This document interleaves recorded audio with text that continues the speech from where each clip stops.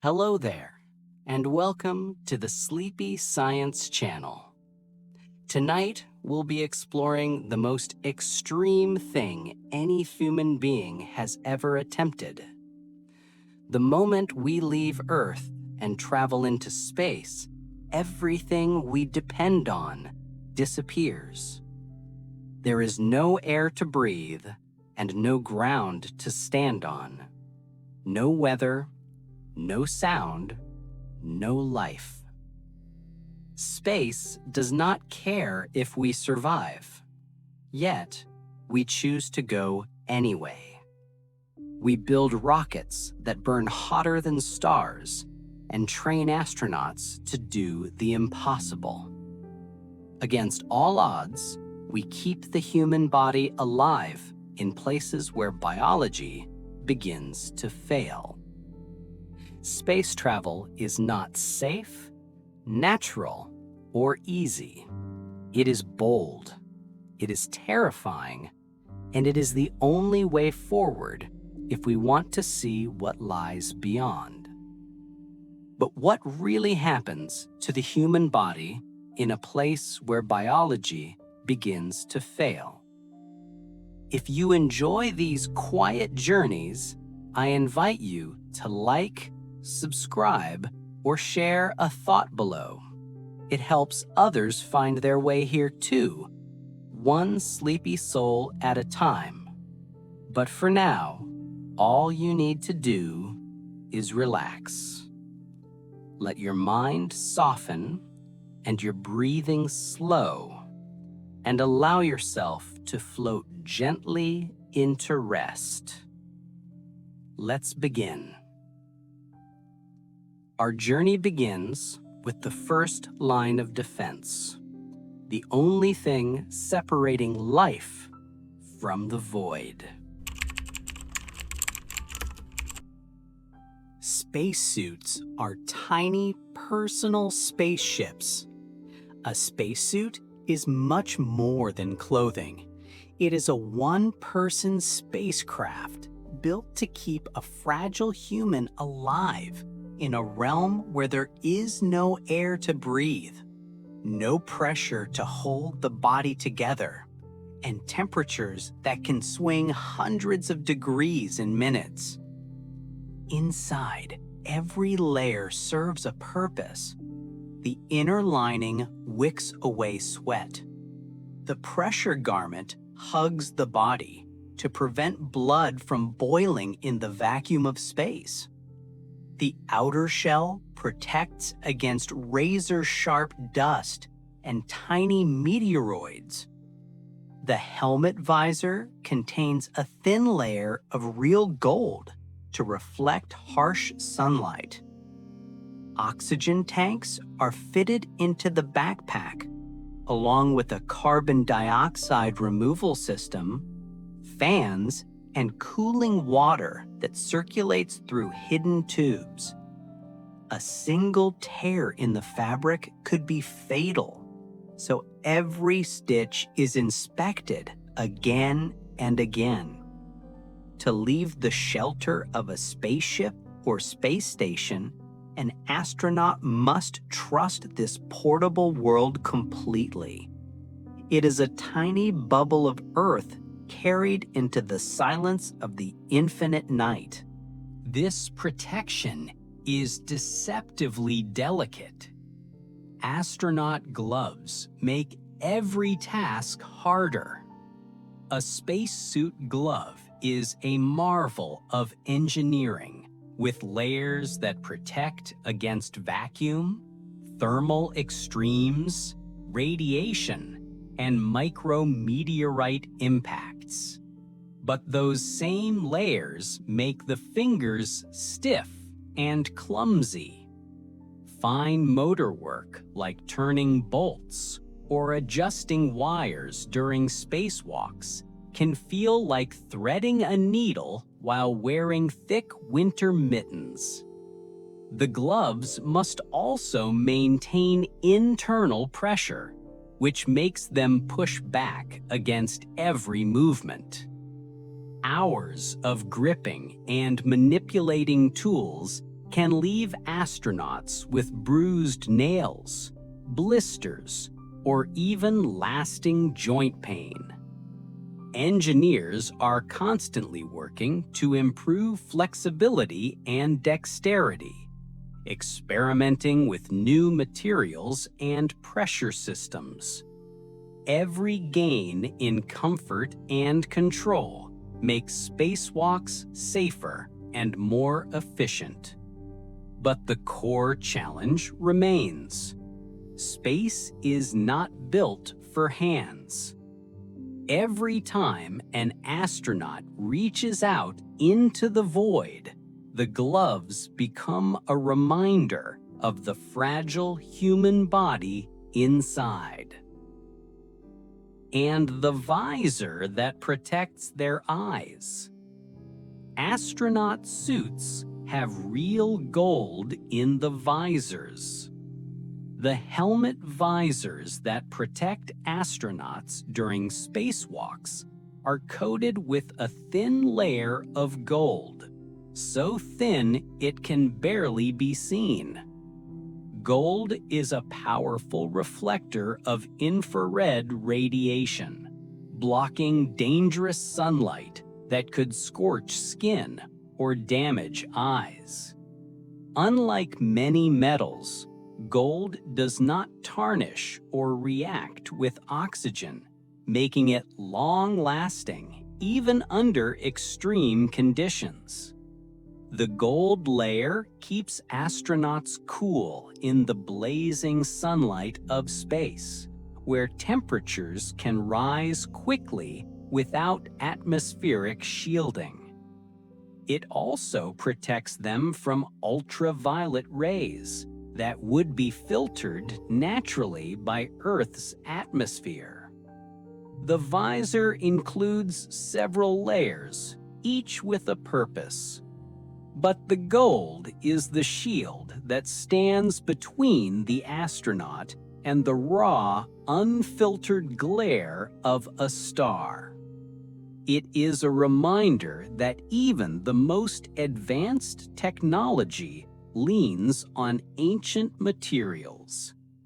In the emptiness of space, something as simple and symbolic as gold becomes a tool of survival.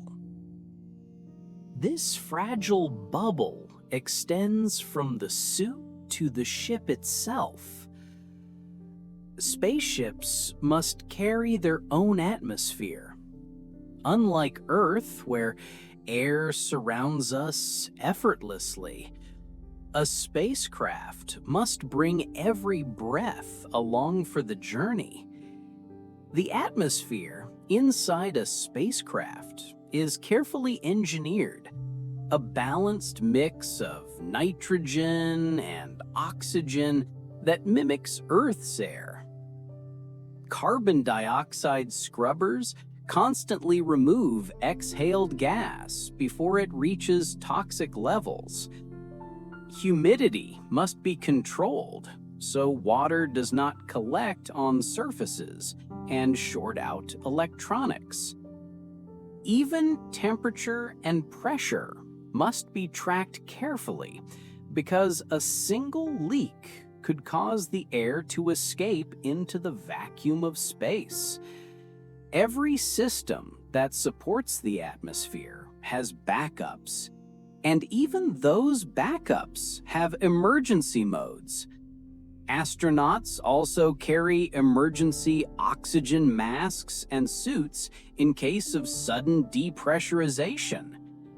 When future missions build habitats on the Moon or Mars, these artificial atmospheres will grow into entire indoor worlds, complete with weather, seasons, and airlocks like gateways between Earth and alien-landscapes.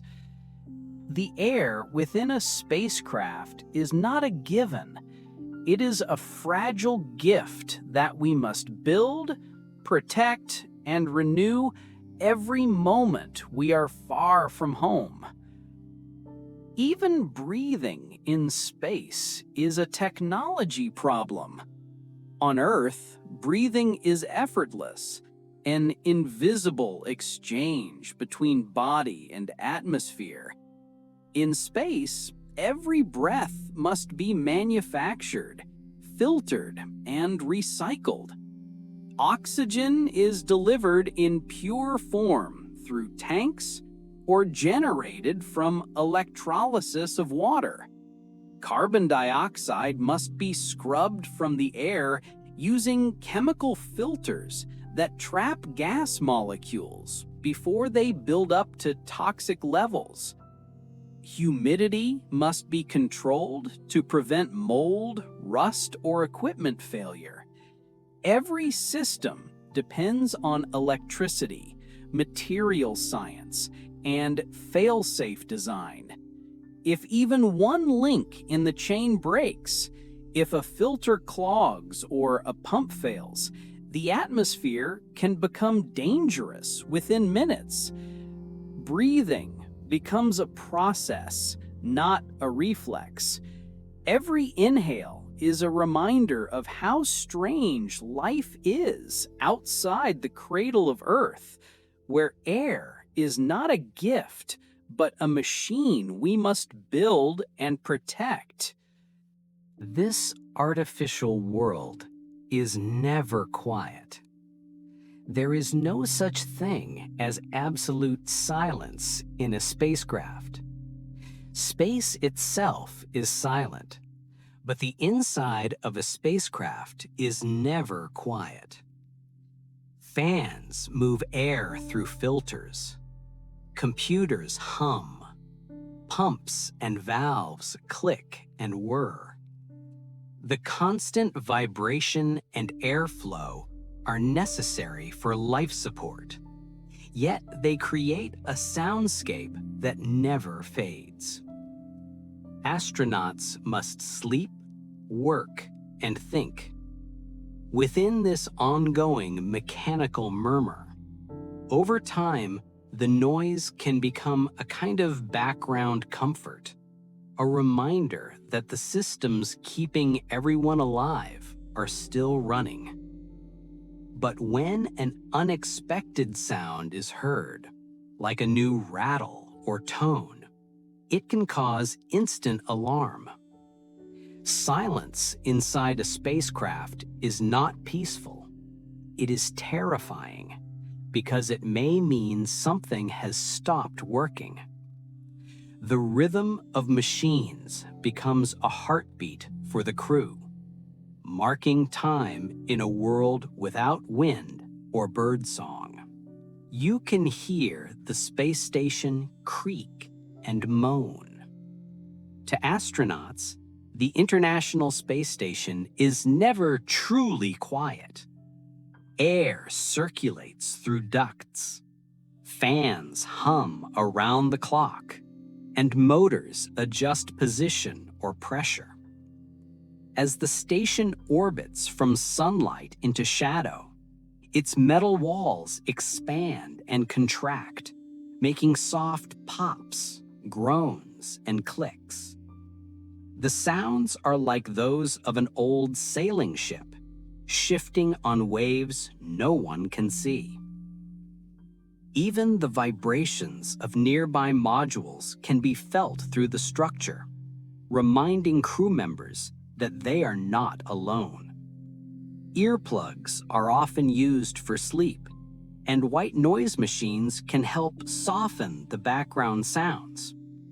These noises become part of daily life, signals that the station is alive and working. They are also small comforts, a reminder that silence in space means something has gone wrong. Even the most basic human functions must be re-engineered. Space toilets use air instead of water. Without gravity, water does not fall and waste does not settle. That means a traditional toilet cannot work in space. Instead, astronauts rely on systems that use airflow to gently pull waste away from the body and into sealed containers. Solid waste is compressed and often stored for eventual disposal during re-entry. Liquid waste can be purified and recycled into drinking water through complex filtration. It is a process that must be constant, reliable, and carefully managed because a malfunction would create a disaster in the limited space of a spacecraft. Using the toilet in orbit requires training, patience, and accuracy. Every part of the system must be cleaned and maintained. In space, even the private moments of life become exercises in engineering and adaptation. It is not glamorous, but it is essential for survival. This entire bubble, the suit and the ship, is held together by the thinnest of margins. A single bolt can scratch a spacesuit. Spacesuits may look tough, but they are delicate in surprising ways. Each suit has multiple layers of fabric, insulation, and pressure sealing that work together to create a pocket of life in the vacuum of space. If something sharp, like a loose bolt, catches the surface of the suit, it can scratch or tear the material. Even a tiny hole could become a dangerous leak when pressure tries to escape. That is why astronauts inspect their suits constantly, handle tools carefully, and move slowly around handrails, panels, and equipment. They even rehearse every motion before performing spacewalks to avoid brushing against anything sharp. Tools are designed with smooth edges. Surfaces on the outside of spacecraft are often rounded or padded to reduce risk. The vacuum outside cares nothing for mistakes. A small scratch in the wrong place could turn a scientific mission into a rescue. Spacecraft doors must seal perfectly or everyone dies. In space, a door is not just a barrier, it is a lifeline. The air inside a spacecraft is the only air the crew will breathe for months or even years. A single flaw in the seal of a door can allow oxygen to escape into the vacuum where it will vanish forever. Every airlock and hatch must be strong enough to withstand pressure differences equal to the force of a powerful explosion. Engineers design these systems with multiple layers of protection, including rubberized gaskets, metal rings, and locking mechanisms that secure in several directions at once. Astronauts are trained to test every seal, physically feel for leaks, and listen for the faintest hiss of escaping air. On a journey to Mars or beyond, there will be no help coming if something fails. That is why spacecraft doors are inspected constantly, reinforced heavily, and treated with absolute respect. They are not just portals for entering or exiting the ship. They are the thin, invisible wall between the living and the void.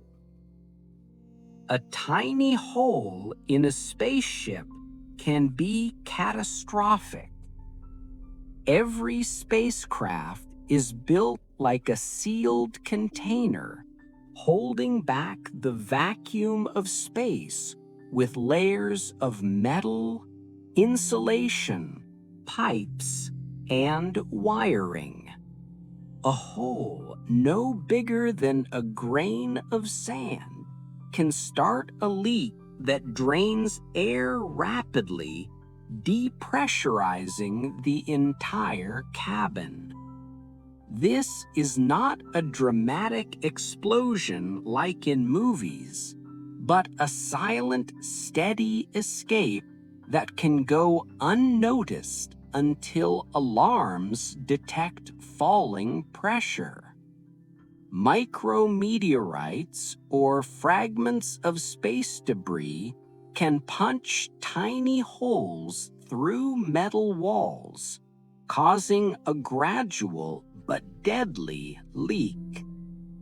Astronauts are trained to locate and patch breaches using special sealants and emergency covers. Even a drill error during construction or repair can cause a breach. The inside of a spacecraft is a bubble of Earth surrounded by nothingness. A single failure in a surface can turn the familiar air into a dwindling resource. Engineers layer walls, add alarms, and build in safety redundancy. But the threat remains.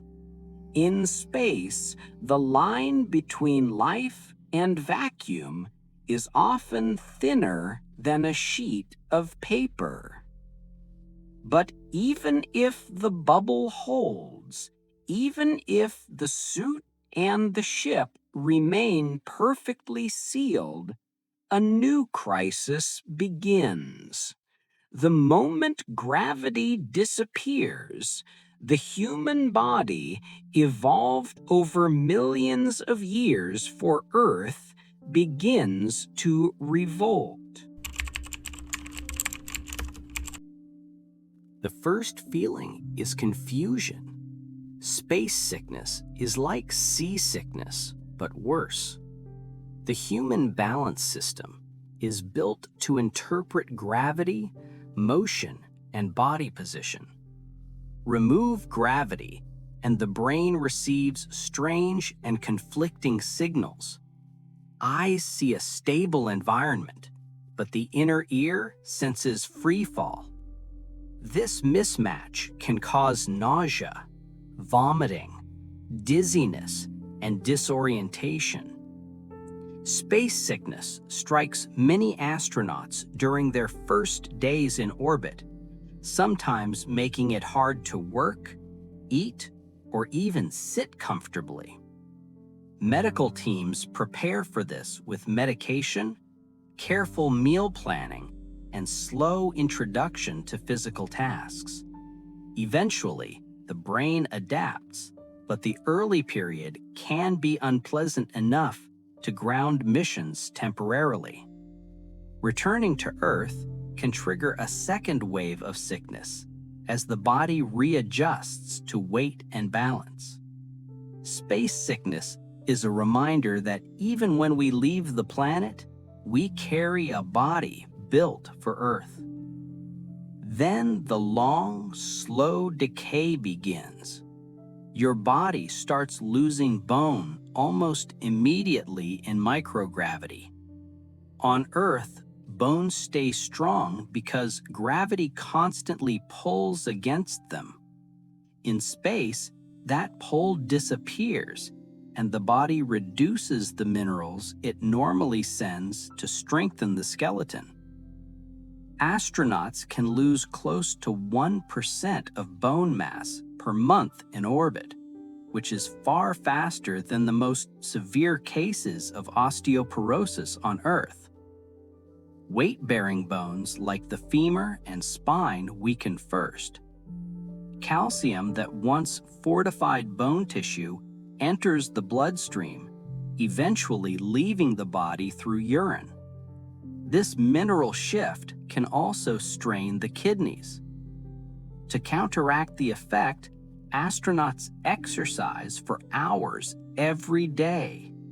This is why astronauts must exercise every day to stay alive. The muscles and bones of the body rely on gravity tugging at them constantly. Remove this force, and the body begins to weaken astonishingly fast. Without exercise, an astronaut's legs muscles can shrink, heart strength can decrease, and the ability to stand or even breathe comfortably back on Earth can vanish.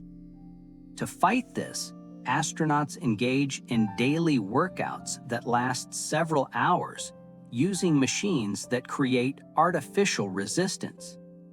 One machine pulls against the body with elastic cords to mimic weightlifting. Another uses spinning cycles and tethers to simulate running. These workouts are not optional. They are as essential as eating or sleeping. Scientists continue to study how to keep the body strong for missions that could last several years. Otherwise, the first humans to walk on Mars might arrive too weak to stand. The body itself begins to change shape. Astronauts grow taller in space. In the absence of gravity, the spine is no longer held down by the body's weight. The vertebrae gently separate, stretching the spinal column by as much as several centimeters. This temporary height gain can feel incredible at first, like a long, slow stretch after a lifetime of hunching. But the effect comes with pain.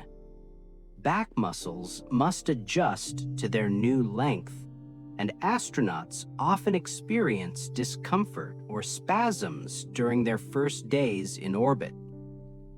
The increased height also slightly changes how the body moves in a pressurized suit or narrow sleeping bag.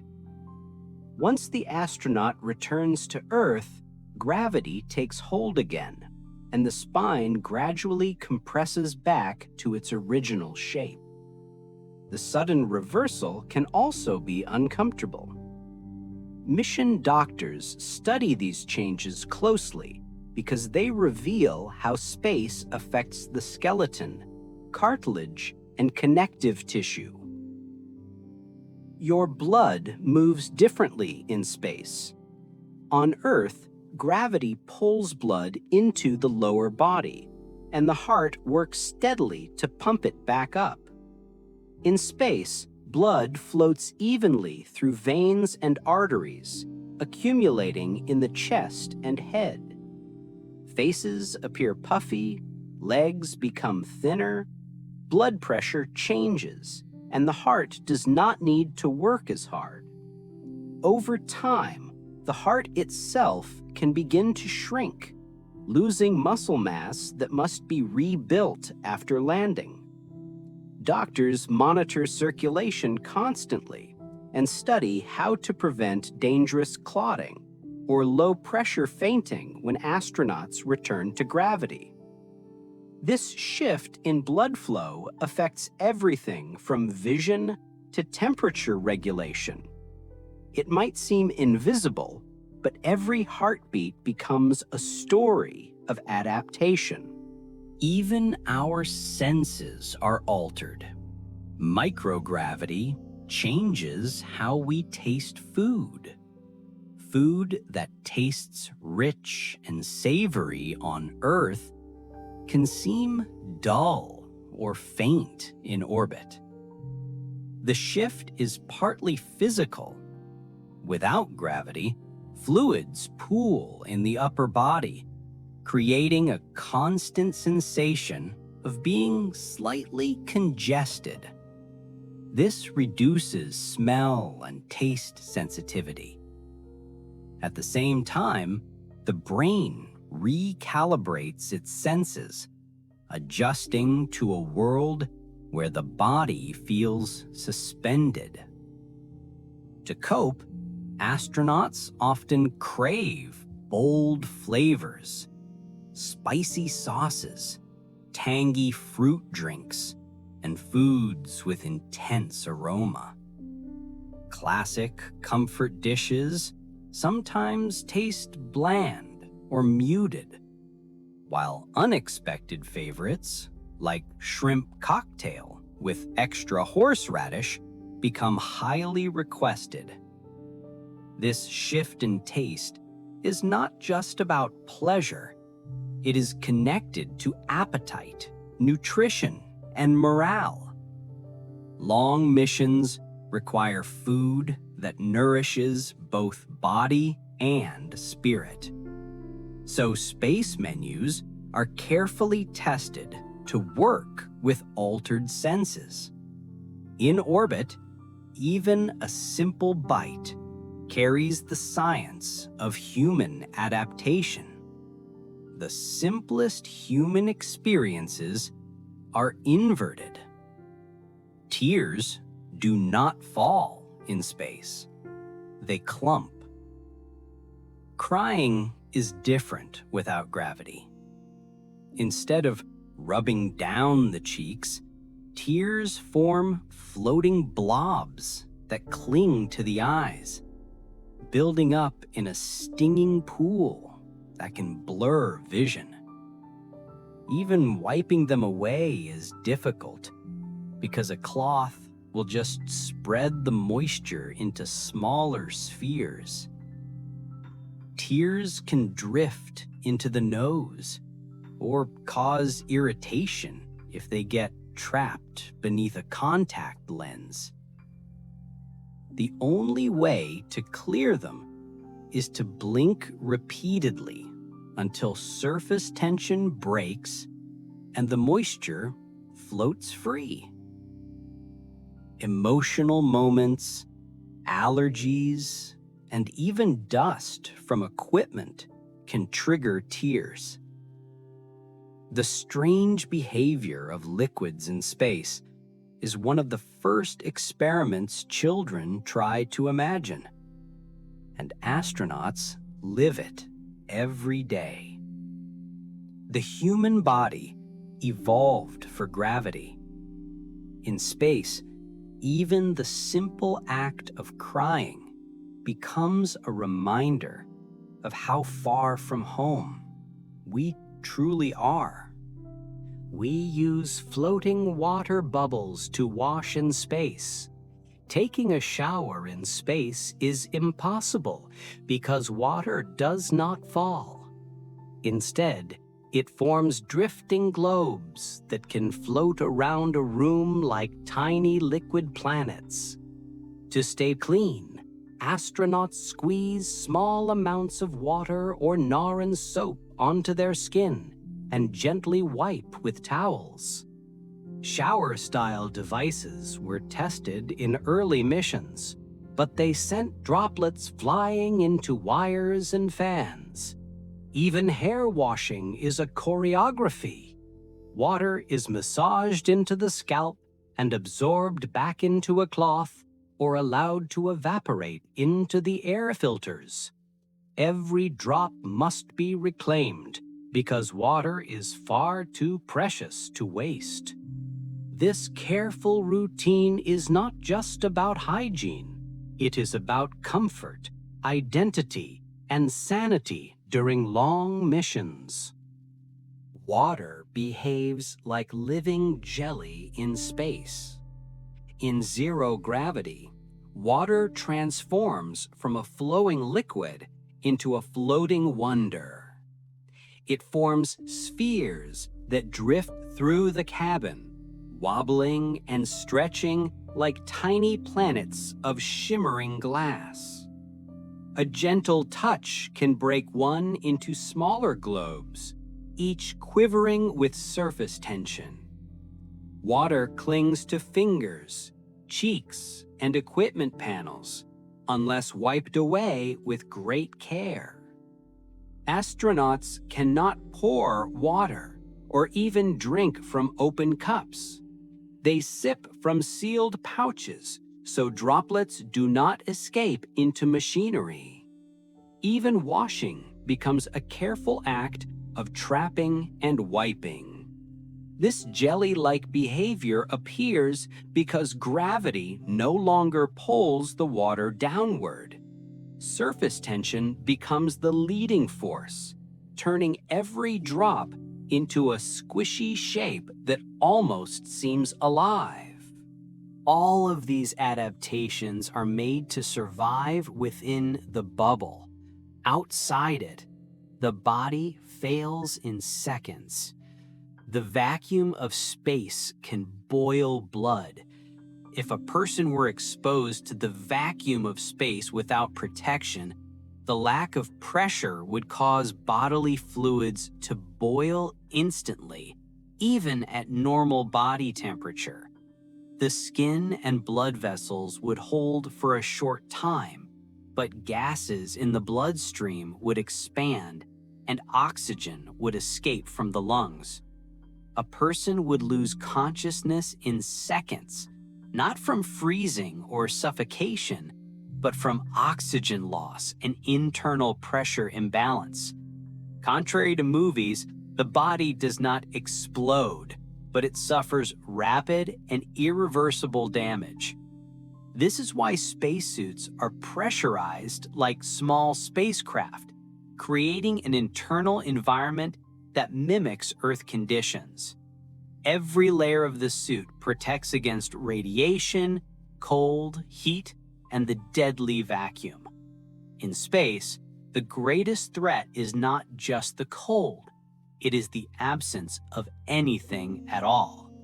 The void itself can unravel life in a heartbeat.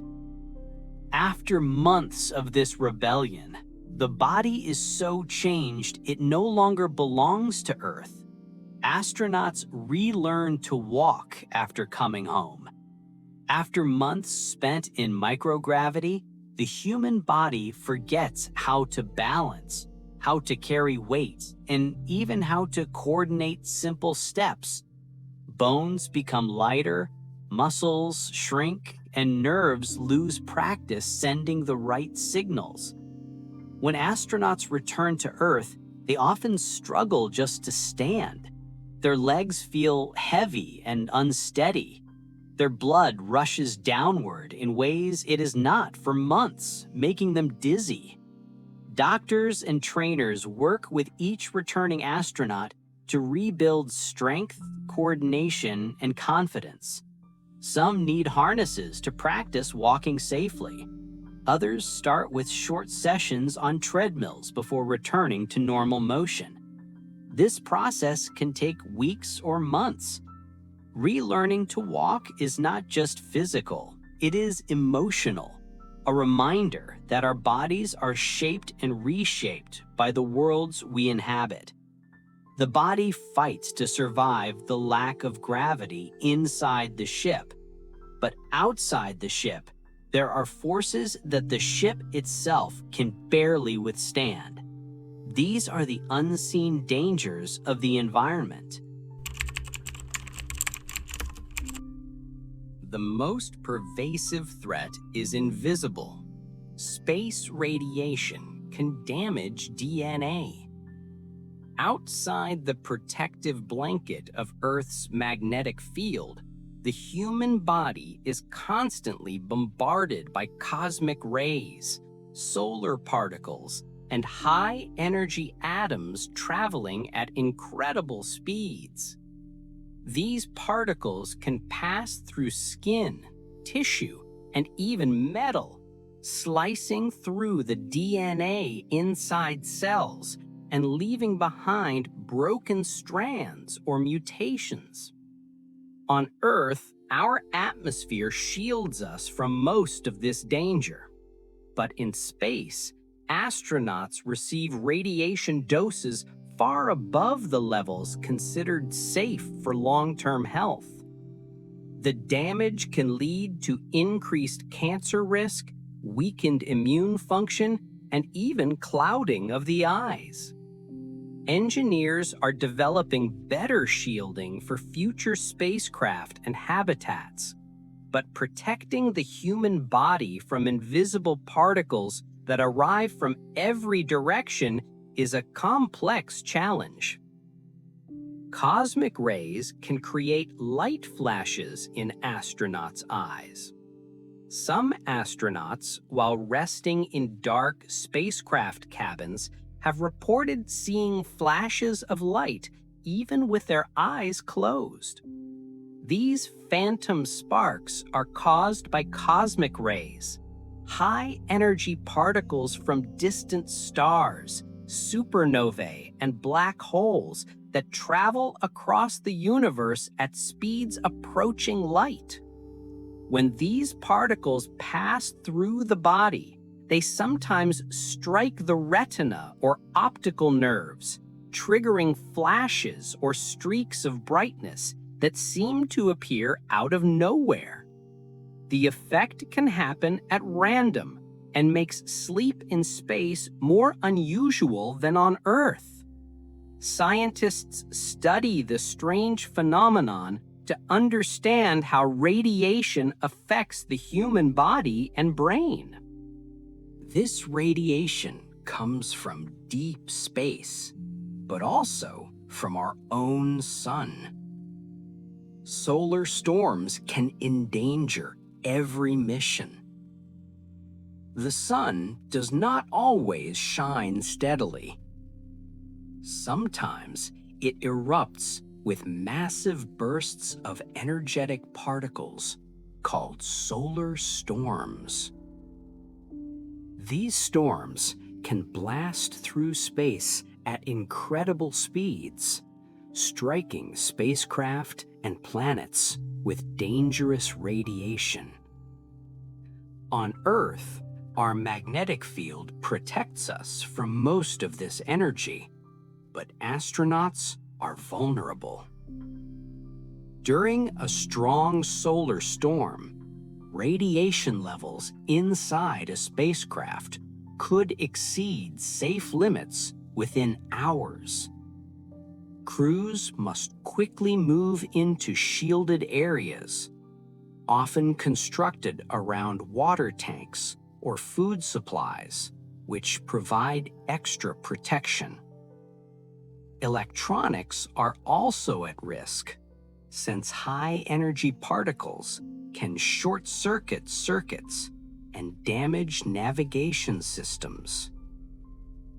Every space mission must carry its own shield against the sun.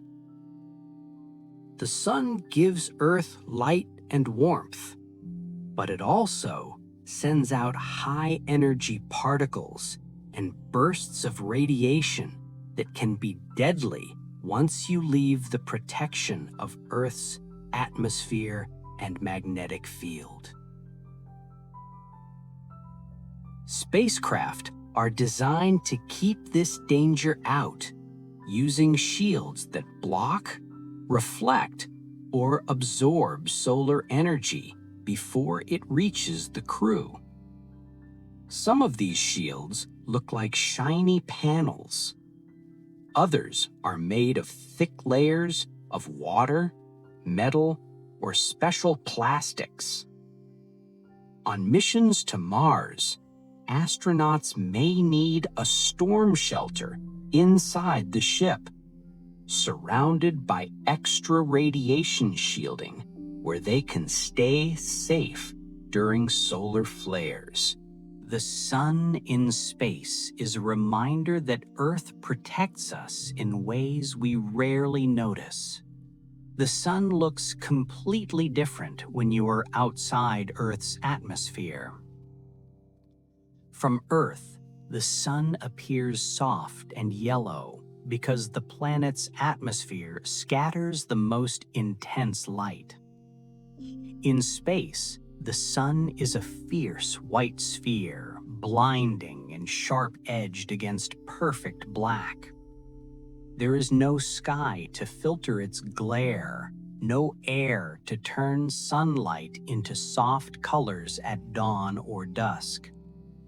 Its heat arrives with no warning, and without protection, it can burn through metal, fabric, or skin in moments.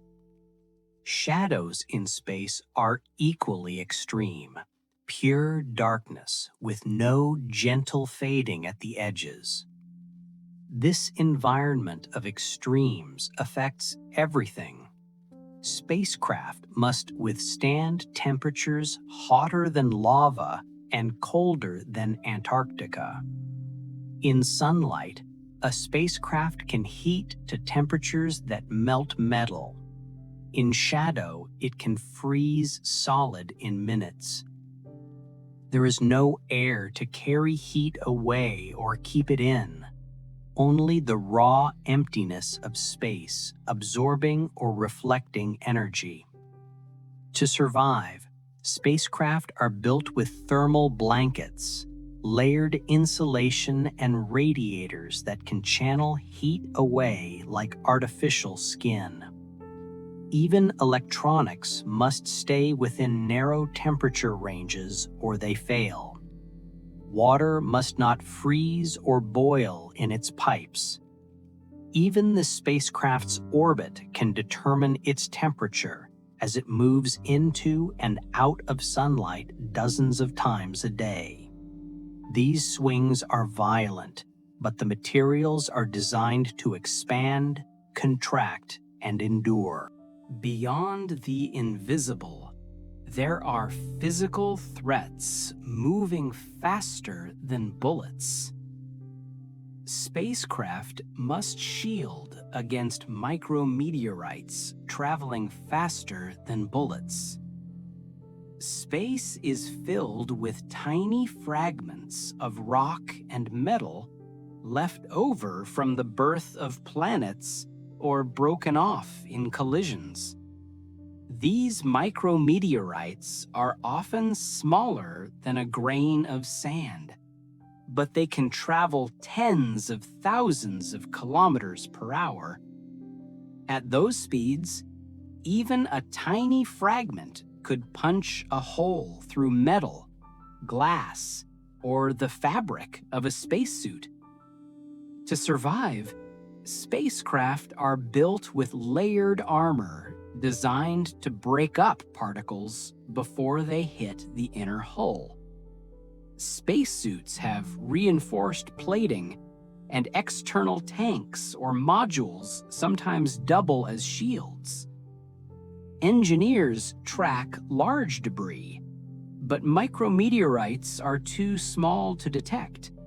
So every mission carries the constant risk of an invisible impact.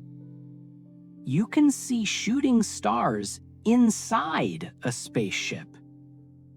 When tiny particles of dust or micrometeorites strike the exterior of a spacecraft at terrifying speeds, they release a burst of energy that can create glowing streaks of light, visible from inside. Astronauts sometimes witness these flashes while looking through darkened windows, or even when resting in dim corners of the station. These shooting stars are not harmless. Each one is a collision happening faster than any bullet. They carve microscopic craters into glass and aluminum, slowly wearing down the spacecraft's shell. And then, there is the junk we created ourselves. Space junk is one of the biggest threats to space travel. Earth's orbit is filled with abandoned satellites, fragments from old rockets, paint chips knocked loose during collisions, and even lost tools from spacewalks. These pieces are moving at incredible speeds, faster than rifle bullets, and each one is a potential disaster waiting to happen. A tiny shard of metal the size of a grain of sand can puncture a spacesuit or shatter a spacecraft window. Larger chunks could destroy entire vehicles. The more objects that collide, the more debris they create, leading to a growing chain reaction that scientists fear could someday trap us on Earth. This phenomenon, called a debris cascade, would make some orbits unusable and turn others into deadly fields of shrapnel. Space debris could trap humanity on Earth. The space around Earth is filling with abandoned satellites, lost fragments, and broken pieces of old rockets. Even tiny objects can cause serious damage because they move faster than any bullet. If two large pieces collide, they can create hundreds of new fragments, and those can crash into others, forming a dangerous cloud of debris. Scientists call this the Kessler Cascade, and they warn that if too much debris builds up, it could become impossible to launch new spacecraft safely. Satellites that support navigation, communication, and weather forecasting would be lost. Human missions could not leave the atmosphere without being destroyed by high-speed impacts. Space, once a place of exploration, could become a wall of fragments that locks us on Earth. We have lost tools in space, and they become tiny satellites. During spacewalks, astronauts work with hundreds of items: wrenches, cameras, clamps, tethers, and more. Despite careful planning, a few tools slip away, escaping into open space. Once free, they do not fall. They become tiny satellites orbiting Earth until they eventually burn up in the atmosphere. One astronaut famously lost a full tool bag, which drifted for months and could be tracked with binoculars from the ground. These objects are harmless on their own, but space is already filled with debris. Even the physics of this environment are alien. Even simple fires behave strangely in zero gravity. A flame on Earth flickers upward, shaped by rising hot air and falling cool air. In space, there is no upward or downward motion because there is no gravity. Flames burn as ghostly blue spheres, floating in place and consuming oxygen slowly and evenly. Without buoyancy, smoke does not rise. It simply accumulates in confused clouds. Fires burn less intensely, but can be harder to detect and extinguish. A small flame in a corner of a spacecraft can silently fill a room with toxic gases before alarms even register the change. For this reason, every material on board, from insulation to electronic wires, must be tested for how it reacts to fire in zero gravity. Metal can fuse together in space without heat. On Earth, metal objects rarely merge unless they are melted or carefully welded. In space, bare metal surfaces can bond instantly through a process called cold welding. Without any oxygen or moisture acting as a barrier, atoms from one metal object can slide into place against another, creating a seamless join. This effect can occur with tools, spacecraft parts, or even tiny fragments of debris. Engineers must coat or paint metal surfaces that might accidentally touch, or they risk equipment becoming stuck together permanently. This invisible force is not only fascinating, it is important. Without protective layers, a robotic arm might seize, a satellite panel might fail to unfold, or a hatch might refuse to open. And finally, space has a smell, and astronauts can describe it. No one can breathe in space, so it may seem impossible that it has a smell. Yet astronauts returning from spacewalks often report a distinct aroma clinging to their suits and tools. Some say it resembles hot metal. Others compare it to burnt steak or welding fumes. The smoke is created when high-energy particles from the sun and cosmic radiation interact with the spacecraft's hull, creating reactive molecules that mix with the oxygen inside. Once the airlock is opened, these particles never reach the human nose directly, but they leave chemical traces on surfaces exposed to the vacuum. Researchers are studying these effects to better understand how to protect sensitive equipment from long-term exposure. The sense of space is one of the few sensory bridges between Earth and the void, a reminder that even in silence, the universe leaves its mark. We have learned about the fragile bubble of the ship, the rebellion of the body, and the dangers of the void. Now we look to the future.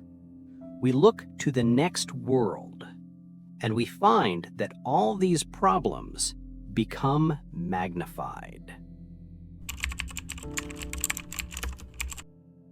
Landing on Mars is like trying to stop a car on a frozen pond. Mars has an atmosphere, but it is too thin to slow a spacecraft the way Earth's air does.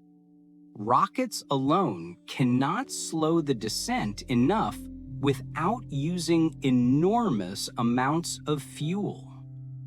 Parachutes help, but they must unfold perfectly in an atmosphere with less than 1% of Earth's density. The surface offers no dense air to brake against, and dust storms can obscure ground sensors. Spacecraft arrive at incredible speeds and have only minutes to slow down, steer, avoid rocks, and touch down safely. The process has been compared to trying to park a speeding vehicle on ice with worn-out brakes. Engineers use airbags, retro rockets, sky cranes, and heat shields, testing each configuration again and again. Even then, some missions fail. The challenge of landing on Mars is one of the greatest obstacles to human travel in the solar system. If we survive the landing, we face a new enemy: dust. The moon's dust could destroy a spacesuit. Lunar dust is not like the soft, rounded grains of beach sand on Earth. It is sharp, jagged, and formed by billions of years of meteor impacts, with no wind or water to wear it down. When it sticks to a spacesuit, it works its way into fabric and joints, damaging seals and scratching visors. During the Apollo missions, astronauts returned to their lander covered in dust that smelled like burnt gunpowder. It irritated their lungs, clogged filters, and clung to every surface. Dust on the moon smells like gunpowder. When Apollo astronauts came back into their lunar module after walking on the moon, they discovered that the fine gray dust coating their suits had a strange scent that reminded them of burnt gunpowder. No one smelled it on the moon itself, since space has no air. But once helmets came off and the dust met oxygen, the smell released. Lunar dust is razor sharp. It irritated their lungs and scratched equipment.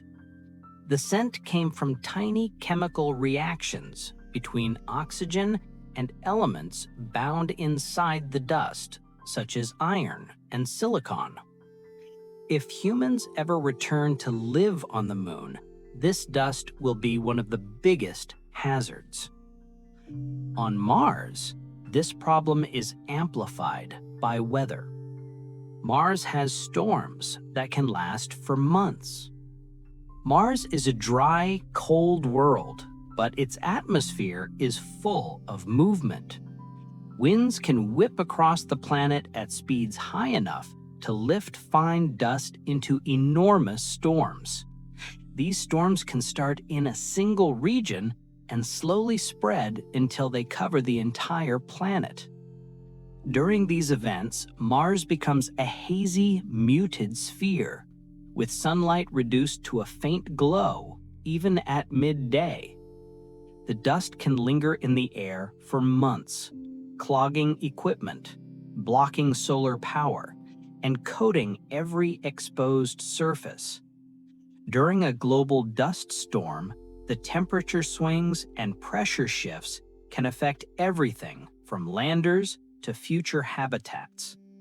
The dust itself is sharp and dangerous, containing toxic chemicals that can damage lungs and electronics. To survive, we must build. But we cannot bring our homes with us. We are learning how to build with Martian dust. Sending building materials from Earth to Mars would cost an enormous amount of fuel and money. So the only practical way to construct shelters on the red planet is to use what is already there. The dusty, iron-rich soil known as regolith can be turned into durable building blocks through a variety of techniques. One approach involves heating the dust until it melts and fuses into solid ceramic-like bricks. Another uses sulfur or special polymers to bind soil grains together without water, creating a kind of concrete that can survive in the freezing and airless Martian environment. Scientists have also tested 3D printers that spray liquid binders onto layers of dust, slowly building walls and domes. Some proposals even involve mixing regolith with a kind of biological glue made by engineered bacteria. These materials can be used to build pressurized habitats, storage bays, landing pads, or even roads. Robots may build the first homes on Mars. Before humans ever step onto Martian soil to stay, robots might arrive years ahead of them to construct the first shelters. These robotic builders could use the planet's own soil called regolith mixed with special binders to 3D print protective walls and habitats. This approach avoids the need to transport millions of kilograms of building materials from Earth. Robots may also dig trenches for wiring, assemble solar arrays, and set up life support systems for incoming crews. Their presence turns the lonely planet into a quiet work site, preparing a safe foothold long before the first human breathes Martian air. And inside these homes, every breath will be a miracle of technology. Every breath on Mars will have to be manufactured. Mars has an atmosphere, but it is almost entirely made of carbon dioxide, with only traces of oxygen. The air is so thin that even with a full breath, the lungs would take in almost no usable gas. For humans to live there, every molecule of oxygen must be produced using machines that split carbon dioxide or pull resources from frozen water beneath the soil. These systems must run constantly, without fail, and they must do so in an environment that freezes pipes, clogs filters with dust, and pummels equipment with radiation. Future Mars habitats will need backup systems, emergency stores, and repair materials to handle inevitable breakdowns. Plants may someday help with oxygen production, but they will not be enough on their own. On Mars, breathing becomes a technology, not a birthright. Every inhale would be a triumph of science over nature. A Mars colony must be a closed ecosystem. A successful human settlement on Mars cannot depend on constant supply missions from Earth. The distance is too great, the cost is too high, and the risks are too large. Instead, a Mars colony must function like a sealed ecological system, recycling everything it needs to survive. Water will be collected from ice deposits or air moisture, purified and reused again and again. Plants will grow in pressurized greenhouses, turning carbon dioxide into oxygen while providing food. Waste will be broken down by bacteria and used to grow new crops. Airlocks will separate the habitat from the barren landscape outside. Energy may come from solar farms or small nuclear reactors stored in power banks during the long night. This new home will have its own alien beauty. Mars's sunsets are blue. On Earth, the atmosphere scatters sunlight in such a way that the sky turns blue and sunsets glow orange and red. On Mars, the opposite happens. The thin Martian air is filled with fine dust made of iron-rich minerals. These particles scatter the red wavelengths of sunlight away and allow the blue wavelengths to slip through more directly. As the sun dips toward the horizon, the sky around it fades into a soft blue halo, while the rest of the sky stretches into warm tones of butterscotch and rose. Because the atmosphere is so thin, the colors are subtle, almost dreamlike, like a watercolor painted by a quiet universe. But this journey comes with a profound cost. The first human to set foot on Mars may never return to Earth. A journey to Mars takes many months, and once there, the planet's gravity, radiation, and distance create challenges that go far beyond existing return technology. The rocket fuel needed to launch from the Martian surface must either be brought from Earth, taking up impossible amounts of space, or manufactured on the planet using local resources.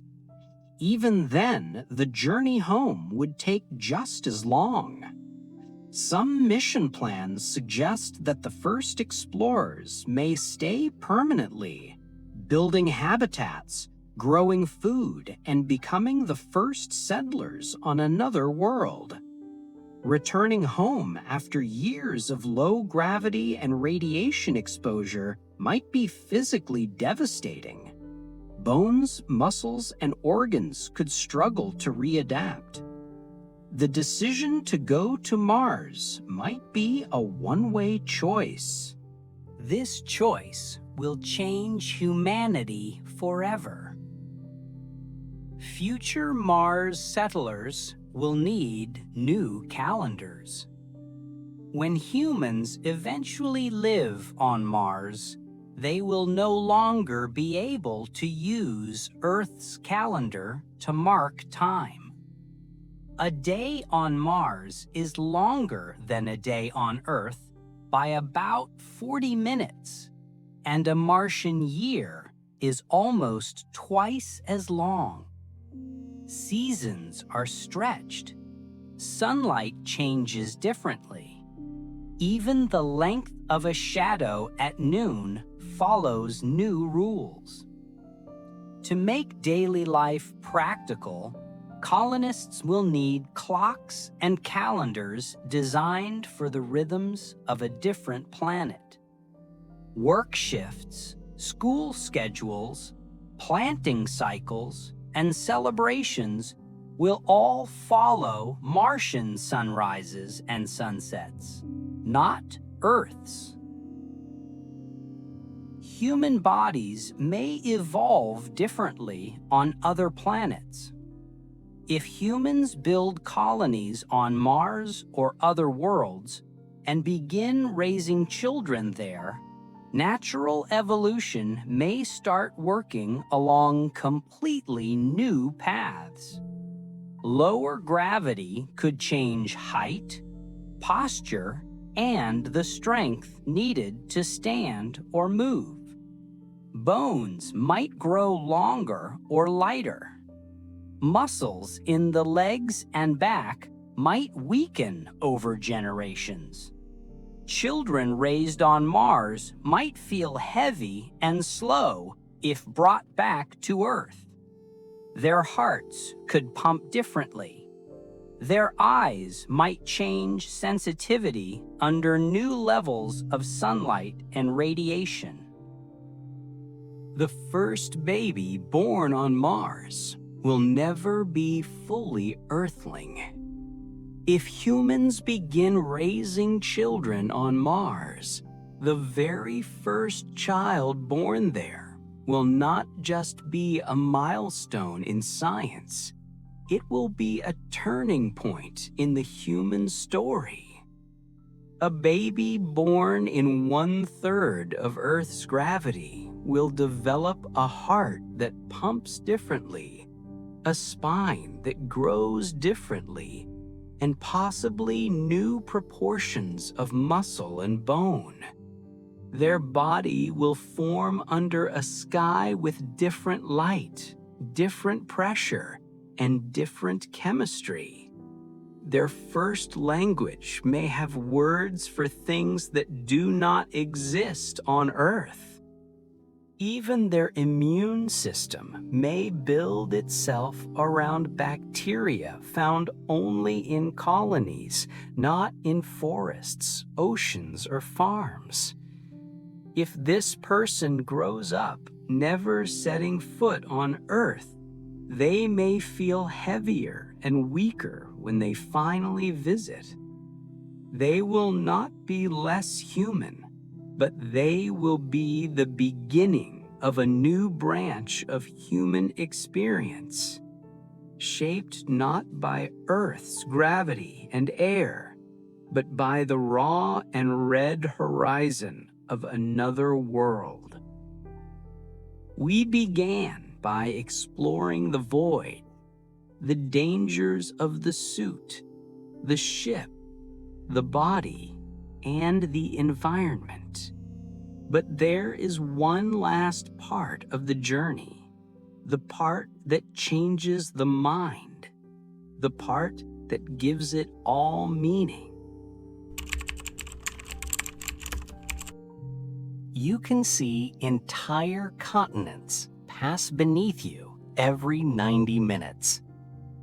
From low Earth orbit, the International Space Station completes one full circle of the globe in about 90 minutes, traveling faster than any commercial jet could ever dream.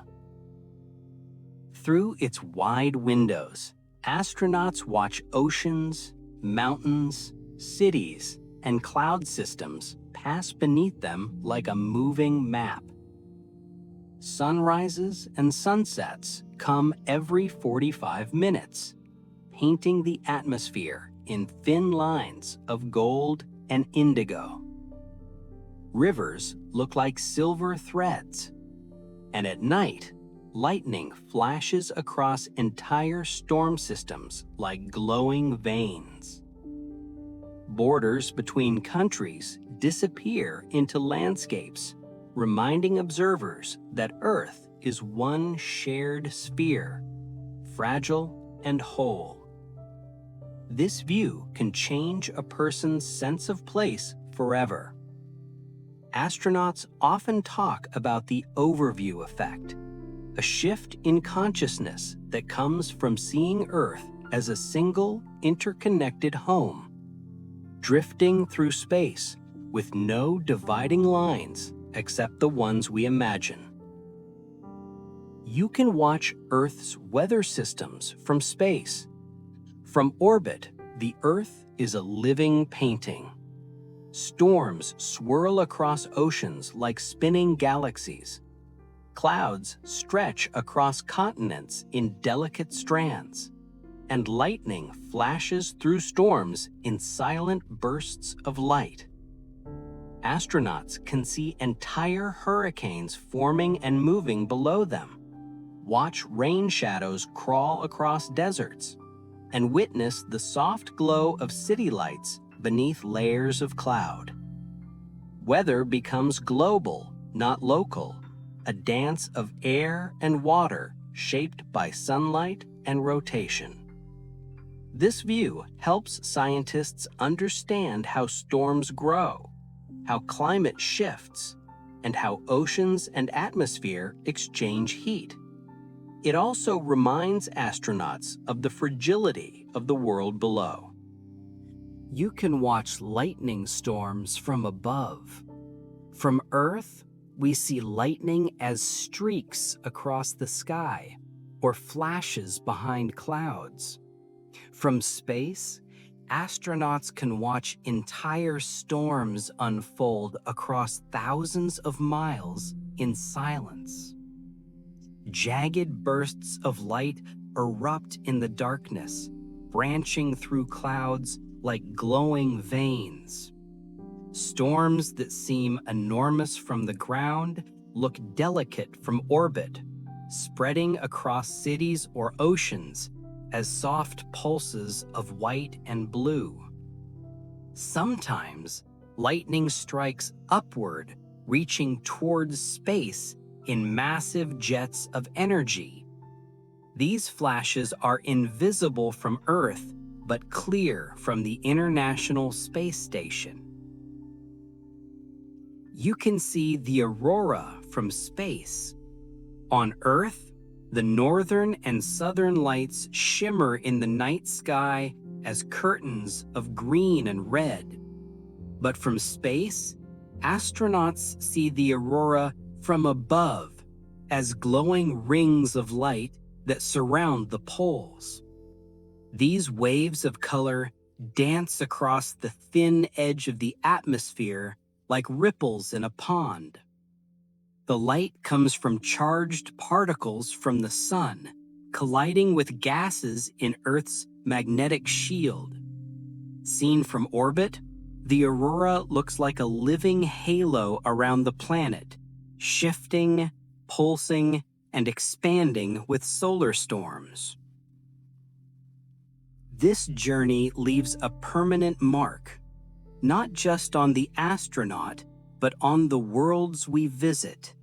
The first footprints on the moon are still there.